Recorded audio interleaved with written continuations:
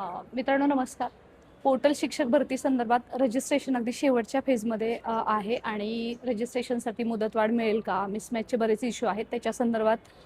सोबतच मुदतवाढ तर नक्कीच नको आहे, कारण वेळेमध्ये प्रक्रिया जर झाली तर वेळेवरती भरती सुरू होईल. याच्या संदर्भात आपण शिक्षण आयुक्त यांच्या भेट घेतली आणि त्यांच्यानंतर जे काही महत्त्वाचे अपडेट्स आहेत ते प्रत्येकाने जरा थोडंसं कन्सर्न याच्याकडे लक्ष द्या. आपण जे रजिस्ट्रेशन केलेलं आहे, तुम्ही सेल्फ सर्टिफाय जरी केलं असेल तरी तुम्ही 8 तारखेला रात्री 11:59 हे तुम्ही सेल्फ सर्टिफाय पुन्हा करू शकता. अनसर्टिफाय किती वेळा करू शकता. फक्त तुमचं जे माध्यम टाकलेलं आहे त्याचं तुम्ही व्यवस्थित लक्ष द्या.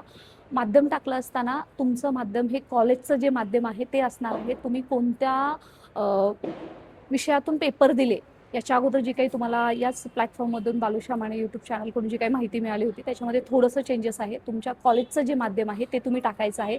खूप अतिशय महत्त्वाचा हा बदल तुम्ही तुमच्या फॉर्ममध्ये करायचा आहे. आणि बाकीचे जे मुद्दे आहेत, लिमिटेड प्रिफरन्स असेल, 1.1 भरती असेल किंवा एजचा इश्यू आहे किंवा आतापर्यंत पोर्टल भरतीमध्ये वेगवेगळे विषय घेऊन आपण राजेश शिंदे सर यांच्याशी सुद्धा आपण बोललेलो आहोत. जनरली SCBC EWS याच्या संदर्भात सुद्धा कोणतीही काळजी करायची नाही. जेव्हा आरक्षण आलं त्या संदर्भात तुमच्याकडे तिथलं जर प्रमाणपत्र असेल तर मात्र तुम्ही CTTचा लाभ घेऊ शकता. 14 मे 2025 पूर्वीचं हे प्रत्येकाने लक्षात घ्या.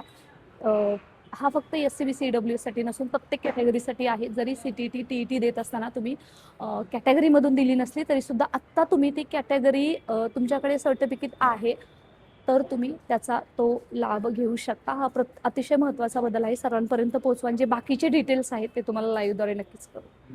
थँक्यू.